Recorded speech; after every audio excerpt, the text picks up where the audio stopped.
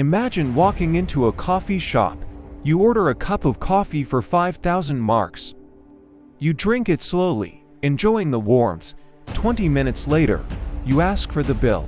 The waiter looks at you and says, "That will be 10,000 marks, please." You are shocked. You ask why. He says, "Because in the time it took you to drink that coffee, the value of our money dropped by half." This sounds like a nightmare or a scene from a movie. But in Germany, in 1923, this was reality. It was a time when children played with stacks of banknotes as if they were Lego blocks.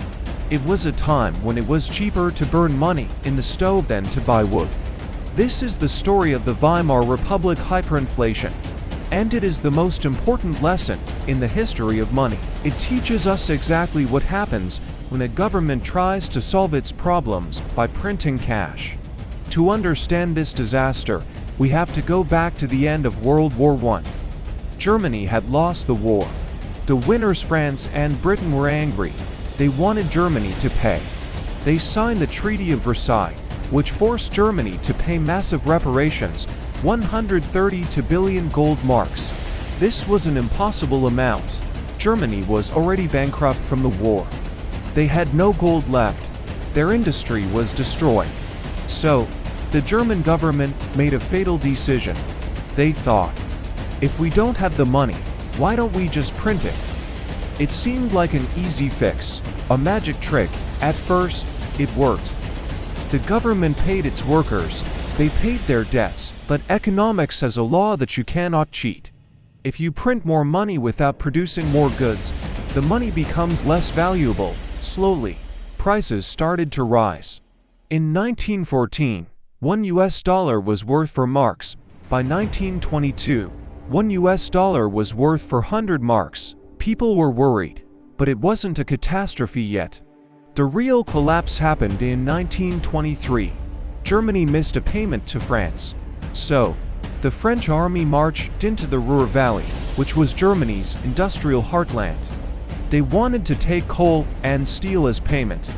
The German government told the workers in the Ruhr, "Do not work for the French. Go on strike.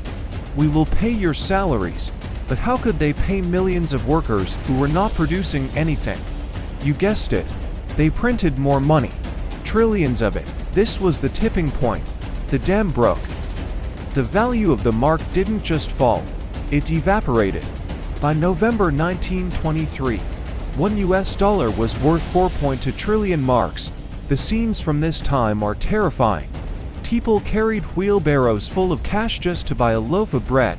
Workers demanded to be paid twice a day. When they got their money at lunch, they would run to the store to spend it immediately, because by dinner time, the money would be worthless. Criminals stopped stealing money. They stole the wheelbarrows and left the money on the street. A woman wrote a letter saying she left a basket of money outside a shop for a minute. When she came back, someone had stolen the basket but dumped the money on the ground. The paper was worth more than the currency printed on it.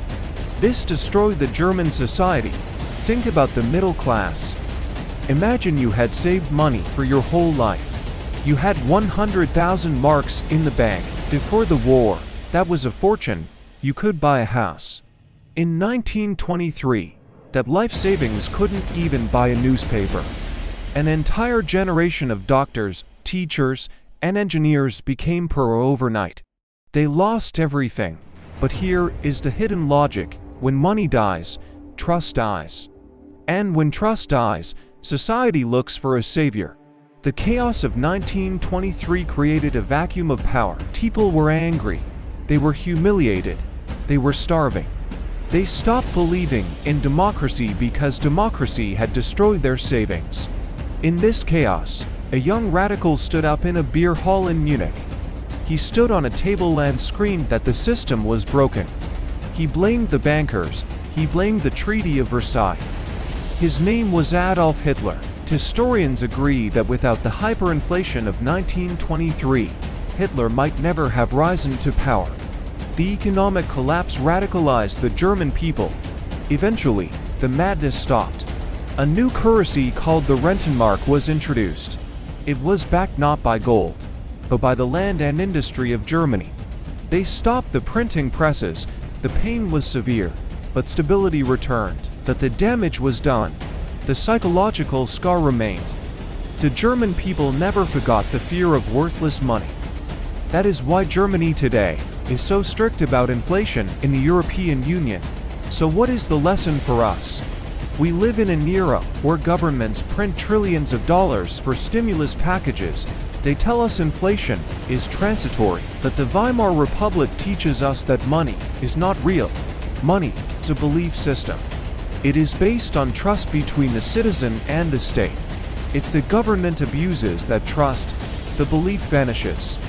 And once the genie of inflation is out of the bottle, it is almost impossible to put it back in without destroying society. In our next and final video, we are going to look at the other side of the coin. We looked at capitalism gone wrong. Now we look at communism.